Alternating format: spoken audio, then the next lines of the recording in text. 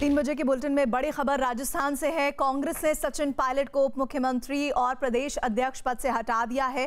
कांग्रेस विधायक दल की बैठक में सचिन पायलट और उनके समर्थकों के खिलाफ कार्रवाई को मंजूरी दी गई और उसके बाद दिल्ली से जयपुर गए रणदीप सुरजेवाला ने सचिन पायलट और उनके समर्थक मंत्रियों और दूसरे नेताओं के खिलाफ कार्रवाई का ऐलान किया।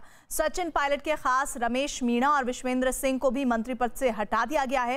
राजस्थान युवा कांग्रेस के अध्यक्ष को भी हटा दिया गया है। गोविंद सिंह को राजस्थान कांग्रेस का नया अध्यक्ष नियुक्त किया गया है। इसके अलावा पायलट समर्थकों को नोटिस भी भेजे जा रहे हैं। हमारे साथ लगातार हमारे सहयोगी जुड़े हैं, उनके पास हम जाएं, लेकिन उससे पहले आइए सुनते हैं क्या कुछ हुआ आज राजस्थान की सियासत में।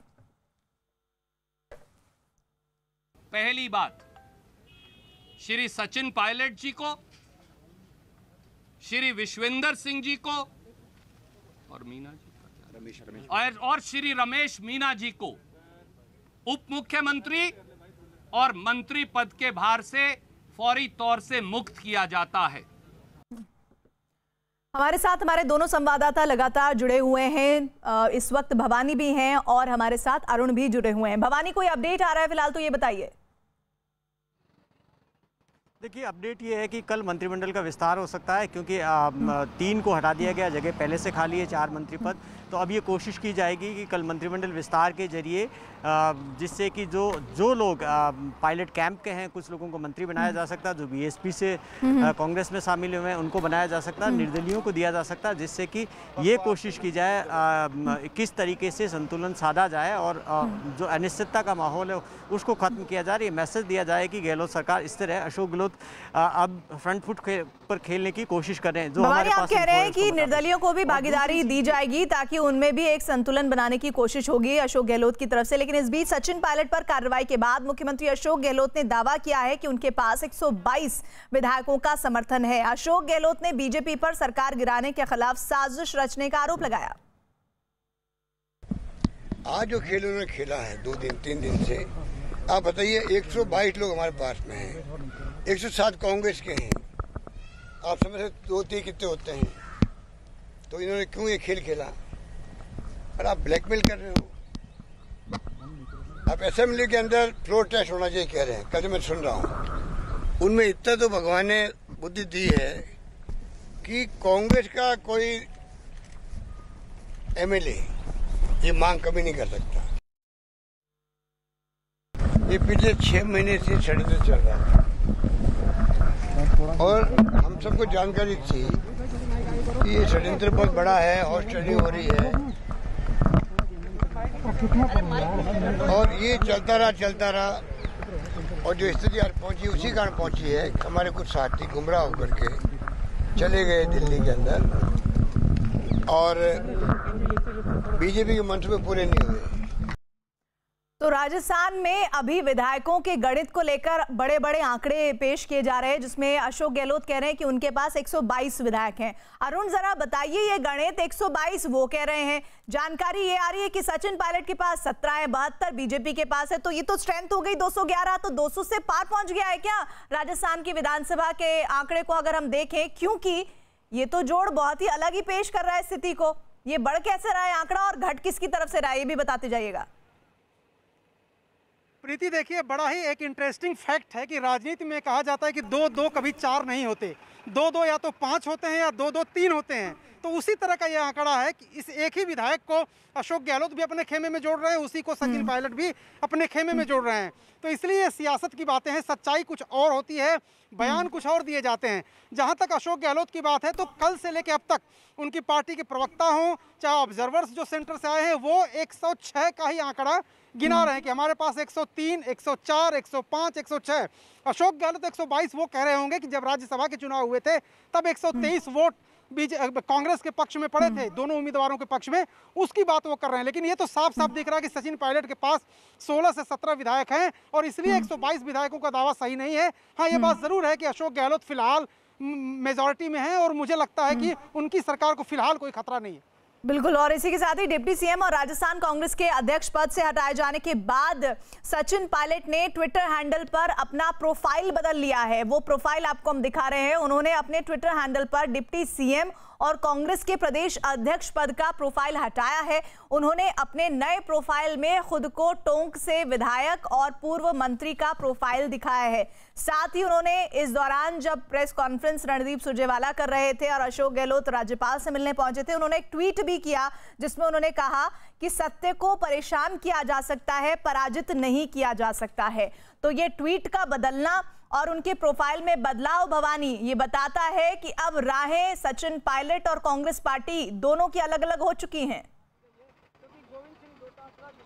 देखिए बिल्कुल अब ये बिल्कुल तस्वीरें साफ है। एक स्टेटमेंट उनके जो तीन बड़े उनके साथ में जो चेहरे हैं विश्वेंद्र सिंह, दीपेंद्र सिंह, रमेश मीणा, उनकी ओर से संयुक्त एक बयान जारी किया गया जिसमें बताया गया कि वो किस तरीके से कांग्रेस के प्रति उन्होंने निष्ठा रखी, इतने साल तक सेवा की, लेकिन बदले में कांग्रेस ने क्या किया। एसओजी जांच के अंदर उन पर आरोप लगाए गए, उनको किस तरीके से कटघरे में रखने की कोशिश की गई। एक तरह से उन्होंने ये आरोप लगाने की कोशिश की कि इतने सीनियर नेता होने के बावजूद भी सचिन पायलट समेत उन्हें कांग्रेस ने परेशान करने की कोशिश की और अब हटाया गया। तो ये मैसेज देने की कोशिश की।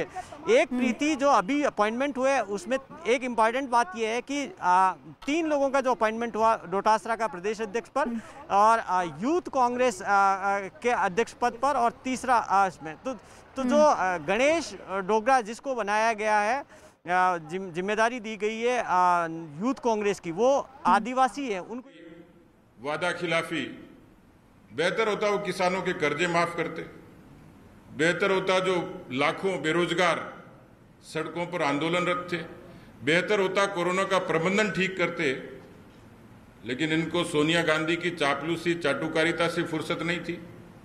राजस्थान कांग्रेस पार्टी को फंड करने वाला केवल अकेला स्टेट बचा और इसलिए इन पर इतना दबाव था कि मेरी जानकारी में आया कि जब इनकम टैक्स की रेड पड़ी इनके इर्द गिर्द के लोगों में, उसको सियासी नजरिए से कहा जरूर गया, लेकिन इनकम टैक्स की रेड की बहुत तैयारी होती है।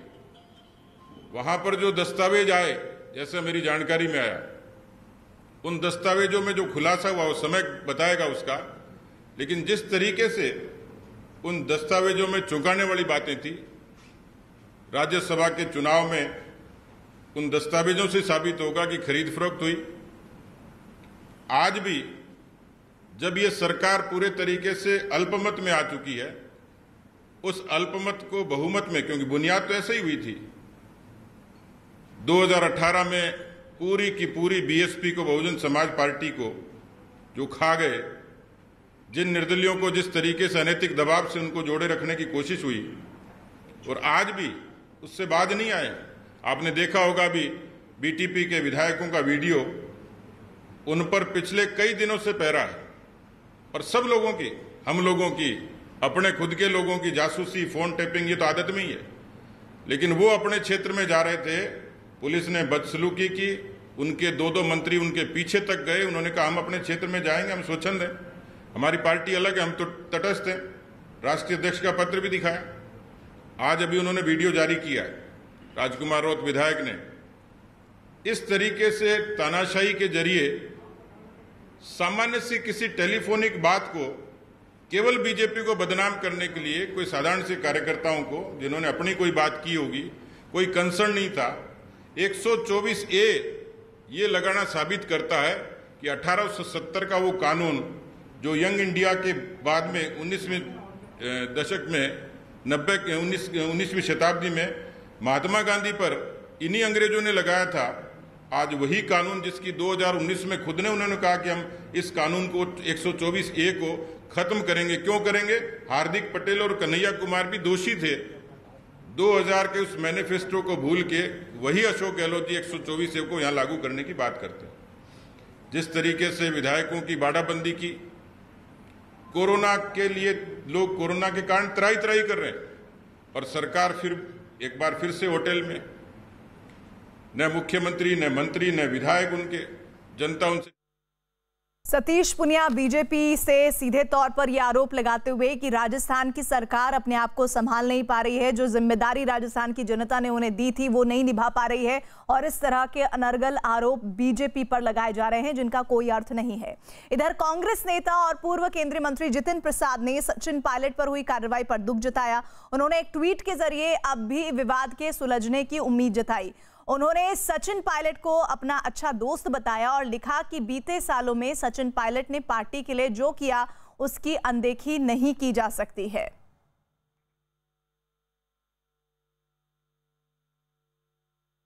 तो कांग्रेस नेता जितिन प्रसाद ने ट्वीट किया है, सचिन पायलट सिर्फ सहयोगी ही नहीं, मेरे अच्छे दोस्त भी हैं। बीते वर्षों में उन्होंने जो काम किए और पार्टी के लिए उनके समर्पण की कोई अनदेखी नहीं कर सकता। पूरी उम्मीद है कि स्थिति अब भी संभल सकती है। दुख है कि हालात यहां तक पहुंचे हैं। अरुण, उम्मीद पर दुनिया कायम है, लेकिन जितिन प्रसाद की ये उम्मीद कुछ बचता है अब इसमें?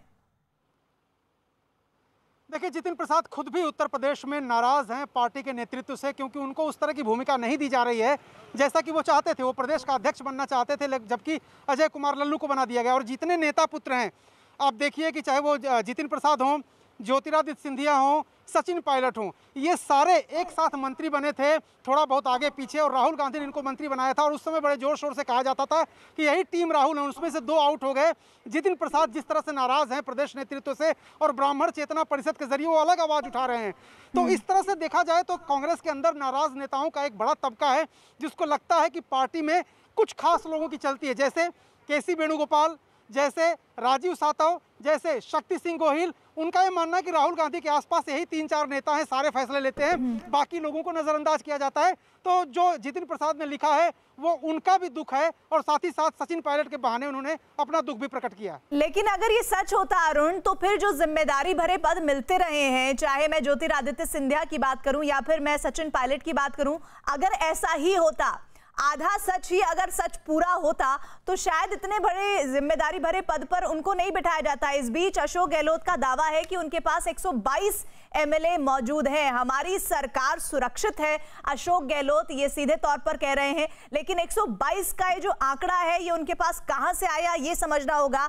बीजेपी के मंसूबे पूरे नहीं होंगे, उन्होंने ये भी कहा। राजस्थान में सियासी घमासान के बीच अशोक गहलोत ने बड़ी बातें कही हैं। 16 जुलाई को, जी हां, 16 जुलाई को गहलोत सरकार का मंत्रिमंडल विस्तार होगा।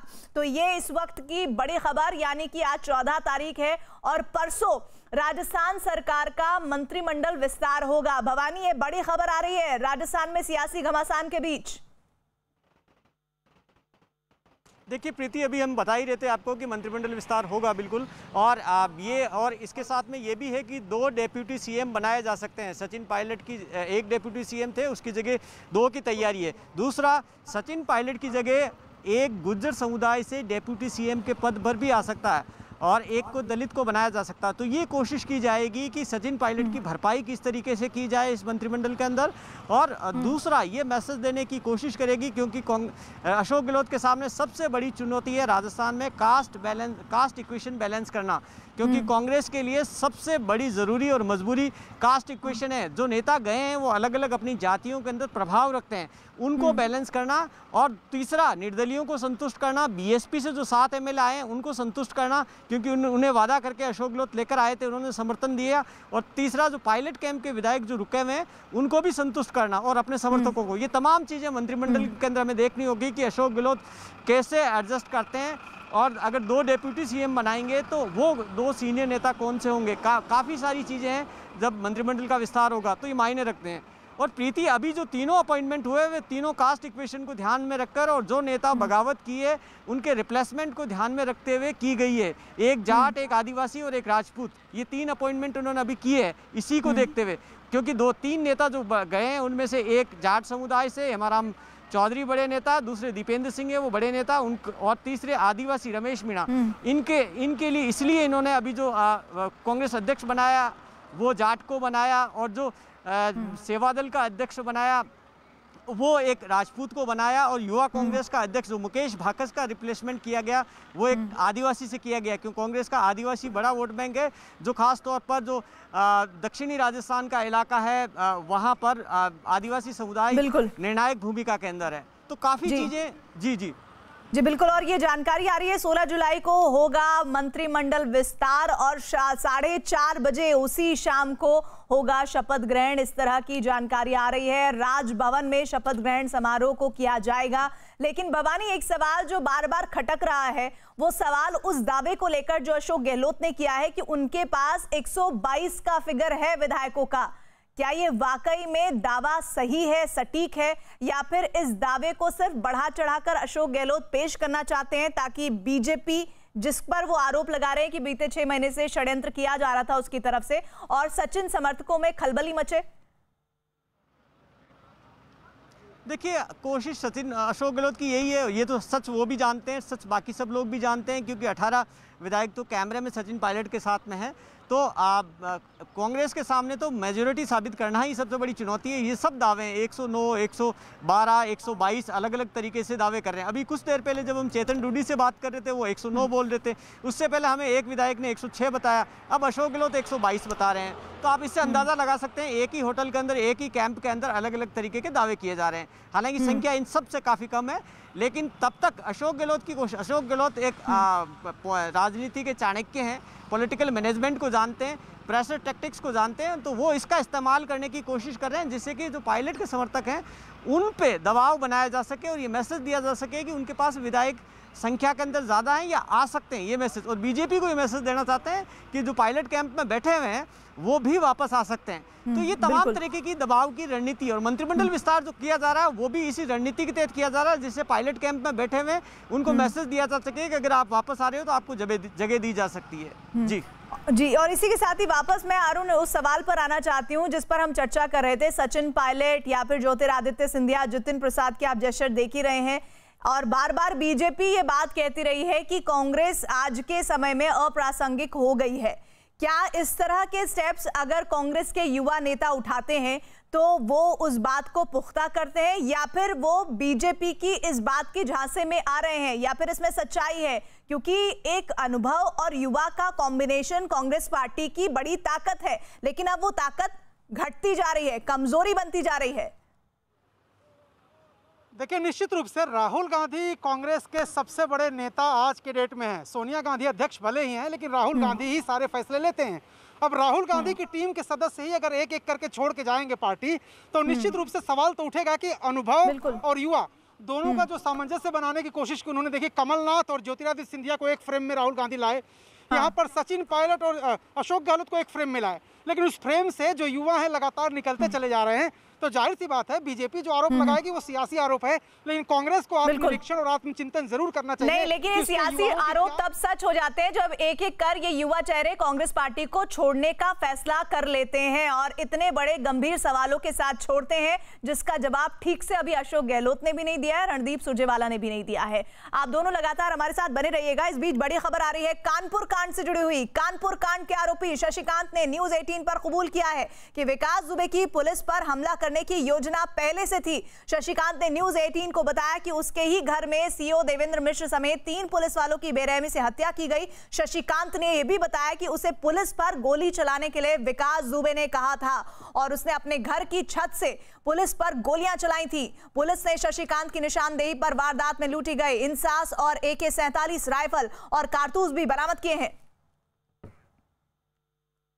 50,000 का इनामिया शशिकांत, जिसको पुलिस ने धर दबोच लिया, वो शशिकांत जो उस राज क्या हुआ उसका राज खोलेगा, आज न्यूज 18 के सामने आपसे कुछ देर में आएगा। देखिए, पुलिस के लंबे घेरे से इसको निकाला जा रहा है। ये शशिकांत ठीक सामने इसमें से है।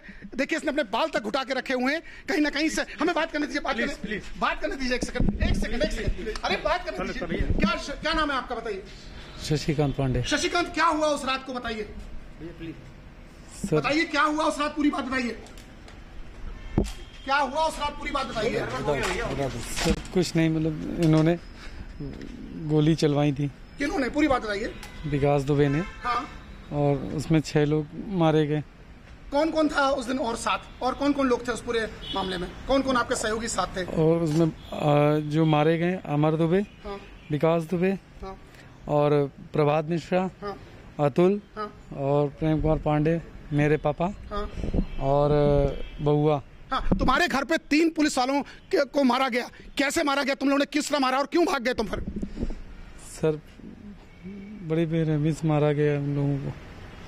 तुमने किस तरह मारा सीओ और पुलिस वालों को? तुम्हारे घर पे लाशें मिली हैं? मैंने नहीं मारा। तो किसने मार दिया फिर तुम्हारे घर पे इतना? सर उन्हीं लोगों ने मारा। क्या मारना पुलिस वालों को पहले से प्लान था? नहीं, मुझे नहीं पता। तुम तो छत से फायरिंग कर रहे थे। जी। क्यों कर रहे थे पुलिस पे फायरिंग? सर इमीडिएटली ऑर्डर मिला था। किसने आपको ऑर्डर दिया कि पुलिस पे फायर करो? पंडित विकास दुबे ने। अच्छा ये बताओ, दिनेश तिवारी का क्या रोल है इसमें जो उसका बहन हुई है? क्या धक्का नहीं दीजिए, धक्का नहीं दीजिए। उनका रहने दीजिए। एक सेकंड बात करने दीजिए, उनका कोई रोल नहीं। तो ये था शशिकांत, कानपुर कांड से जुड़ा हुआ एक और महत्वपूर्ण शख्स जो कि इनामी बदमाश भी है। न्यूज़ 18 इंडिया पर शशिकांत ने कबूल किया है कि विकास दुबे की शह पर ही पुलिस पर हमला करने की योजना पहले से ही तय थी। शशिकांत ने न्यूज़ 18 को यह बताया कि उसके ही घर में सीओ देवेंद्र मिश्र समेत 3 पुलिस वालों की बेरहमी से हत्या की गई। अमित गंजू हमारे साथ, हमारे सहयोगी जुड़ रहे हैं। अमित, पुलिस पर हमला ही नहीं करना था बल्कि पुलिस को बेरहमी से मारे जाने की पूरी रणनीति थी। ये बताया जा रहा है इस शशिकांत के द्वारा कि विकास दुबे के मंसूबे कितने खतरनाक थे। देखिए प्रीति, मैं आपको बताना चाहूंगा, निश्चित तौर पर जैसे ये उलझी हुई गुत्थी थी सुलझती जा रही है। एक एक करके नाम सामने आ रहे हैं, चाहे वो श्यामू वाजपेयी हो, चाहे दयाशंकर हो, और अब जिस शशिकांत की को पुलिस ने पकड़ा वो 50,000 का इनामी था। वो उसने ही उसी की निशानदेही पर पुलिस को उसकी AK-47 और एक राइफल मिली है, जिसके बाद आज ADG ने प्रेस कॉन्फ्रेंस में की। उसके बाद जब न्यूज़ 18 ने उससे अप्रोच किया और उससे जाना तो उसे निर्देश मिला था विकास दुबे का कि ये पुलिस पर हमला करना है। यानी ये सब प्लान्ड वे में काम हुआ है। और जिस प्रेम की बात हो रही है और जिस शशिकांत की बात की जा रही, उसी के घर में डिप्टी एसपी, एक बरामदे में डिप्टी एसपी की हत्या की गई। एक रूम जिसमें भूसा भरा हुआ था उसमें सब इंस्पेक्टर को मारा गया था और एक कांस्टेबल को। यानी वो उस घर में 3 जवानों को जान से मारा गया। यानी वो मास्टरमाइंड के लिए काम करता था और उसको राइफल दी गई थी जिससे उसने फायरिंग भी की। उसने कहा हमें निर्देश मिला था, जैसे कोई आका किसी को निर्देश देता है उसी के अकॉर्डिंग काम हुआ और अंधाधुंध फायरिंग हुई।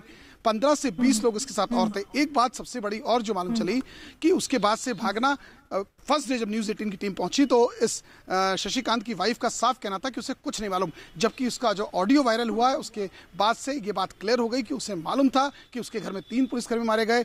उसकी मां ने शशिकांत को भगाया और वो भागता रहा, 8 दिन तक भागा है। उसके बाद पुलिस ने उसको जब ट्रेस किया उसके पास से अमित, आपने जो रिपोर्ट दी है, ये रिपोर्ट एक बार फिर से हम अपने व्यूअर्स को दिखाते हैं कैसे शशिकांत का कबूलनामा, बड़ा कबूलनामा सामने आया है। 50,000 का इनामिया शशिकांत, जिसको पुलिस ने धरदबोश लिया, वो शशिकांत जो उस राज क्या हुआ उसका राज खोलेगा। आज न्यूज़ 18 के सामने आपसे कुछ देर में आएगा। देखिए पुलिस के लंबे घेरे से इसको निकाला जा रहा है। ये शशिकांत ठीक सामने इसमें से है। देखिए इसने अपने बाल तक घुटा के रखे हुए हैं। कहीं ना कहीं से हमें बात करने दीजिए, बात करने दीजिए। एक सेकंड, अरे बात करने दीजिए। क्या नाम है आपका, बताइए। शशिकांत पांडे। शशिकांत, क्या हुआ उस रात को बताइए, बताइए क्या हुआ उस रात, पूरी बात बताइए। क्या हुआ उस रात, पूरी बात बताइए। सर कुछ नहीं, मतलब इन्होंने गोली चलवाई थी। किन्होंने, पूरी बात बताइए। विकास दुबे ने। हाँ। और उसमें 6 लोग मारे गए। कौन कौन था उस दिन और साथ, और कौन कौन लोग थे उस पूरे मामले में, कौन कौन आपके सहयोगी साथ थे? और उसमें जो मारे गए अमर दुबे, हाँ। विकास दुबे, हाँ। और प्रभात मिश्रा, हाँ। अतुल, हाँ। और प्रेम कुमार पांडे, मेरे पापा, हाँ। और बहुआ। हाँ, तुम्हारे घर पे 3 पुलिस वालों को मारा गया। कैसे मारा गया, तुम लोगों ने किस तरह मारा और क्यों भाग गए तुम फिर? सर बड़ी बेरहमी से मारा गया उन लोगों को। तुमने किस तरह मारा सीओ और पुलिस वालों को? तुम्हारे घर पे लाशें मिली हैं? मैंने नहीं मारा। तो किसने मार दिया फिर तुम्हारे घर पे इतना? सर उन्हीं लोगों ने मारा। क्या मारना पुलिस वालों को पहले से प्लान था? नहीं, मुझे नहीं पता। तुम तो छत से फायरिंग कर रहे थे। जी। क्यों कर रहे थे पुलिस पे फायरिंग? सर इमीडिएटली ऑर्डर मिला था। किसने आपको ऑर्डर दिया कि पुलिस पे फायर करो? पंडित विकास दुबे ने। अच्छा ये बताओ, दिनेश तिवारी का क्या रोल है इसमें जो उसका बहन हुई है? क्या धक्का नहीं दीजिए, धक्का नहीं दीजिए। उनका रहने दीजिए। एक सेकंड बात करने दीजिए, उनका कोई रोल नहीं। अमित गंजू की रिपोर्टिंग आप देख रहे हैं जिसमें उन्होंने शशिकांत से बात की है। शशिकांत तो उस रात का सबसे बड़ा गवाह जो इस वक्त पुलिस के हत्थे चढ़ चुका है, जिसने पूरे तौर पर नाम गिनाए वो लोग कौन थे जिन्होंने उस रात 8 पुलिसकर्मियों की शहादत की साजिश रची थी, जिसमें उसने अमर दुबे का नाम लिया, विकास दुबे का नाम लिया, प्रभात का नाम लिया, अतुल का नाम लिया और प्रेम कुमार पांडे जो उसके खुद के पिता थे उसका भी नाम लिया। लेकिन वो पहले ये मना करता है कि उसकी कोई संलिप्तता नहीं है, लेकिन जब बार बार अमित गंजू हमारे रिपोर्टर उससे सवाल पूछते हैं तो उसने ये कहा कि उसे ऑर्डर मिला था गोली चलाने का, इसलिए उसने गोली चलाई। लेकिन एक पुलिसकर्मी नहीं बल्कि 3 पुलिसकर्मियों के शव इसके घर से बरामद हुए थे और इस मामले में पुलिस लगातार इन्वेस्टिगेट कर रही है। विकास दुबे का खात्मा हो चुका है, लेकिन उसके गुनाह के किस्सों का सामने आने का सिलसिला बना हुआ है। उत्तर प्रदेश पुलिस के एडीजी के मुताबिक विकास दुबे ने अपने रिश्तेदार की हत्या के साथ ही गुनाह की दुनिया में कदम रखा। एडीजी के मुताबिक और भी कई बातें कही गई। उन्होंने कहा कि विकास दुबे ने 20 साल पहले दिन दहाड़े शिवली रोड पर स्कूल के एक प्रिंसिपल सिद्धेश्वर पांडे की हत्या की थी और वो सिलसिला अभी तक जारी था, यानी कि उसकी मौत से 8 दिन पहले तक उसने ये कृत्य किए। में मारा गया और उसके बाद से पुलिस ने अपना शिकंजा और कसना शुरू किया, जिसके बाद एक एक करके लोग पकड़ते चले गए। इसी कड़ी में आज उत्तर प्रदेश के ADG law and order Shri Prashant Kumar साहब यहाँ हैं, बताएंगे कि आज क्या चीज हुई खास। सर आज क्या प्रेस कॉन्फ्रेंस थी, क्या खास? ये जो जघन्य हत्याकांड विकास दुबे और उसके साथियों द्वारा किया गया था, जिसमें कि हमारे 8 साथी शहीद हुए थे, उसका एक जो मुख्य अभियुक्त 50,000 का इनाम था शशिकांत, वो आज पकड़ा गया चौबेपुर थाना क्षेत्र से और उसकी निशानदेही पे विकास दुबे के घर से जो पुलिस की लूटी गई AK-47 थी तथा इसके स्वयं के घर से पुलिस के से लूटी गई इंसास राइफल थी, मय कारतूस के बरामद हुई है। इस प्रकार जो पुलिस की जितनी भी वेपन हमारे गायब थे, लूटे गए थे, वो बरामद हो चुके हैं और इस केस में अब केवल 11 नामजद ऐसे अभियुक्त हैं जो बचे हुए हैं और इसके अतिरिक्त अन्य अज्ञात लोग हैं जो इस बृहद षड्यंत्र में शामिल थे। उनकी अब हम लोग गिरफ्तारी करेंगे और उनको सख्त से सख्त सजा दिलाएंगे। इस पूरे प्रकरण में अब तक इनको शशिकांत को मिला के 4 लोग गिरफ्तार हो गए, 6 लोग मारे जा चुके हैं तथा 11 लोग अभी शेष हैं। इसके अतिरिक्त जो कुछ लोग 120B में और कुछ लोग अभियुक्तों को छिपाने के जुर्म में भी जेल भेजे गए।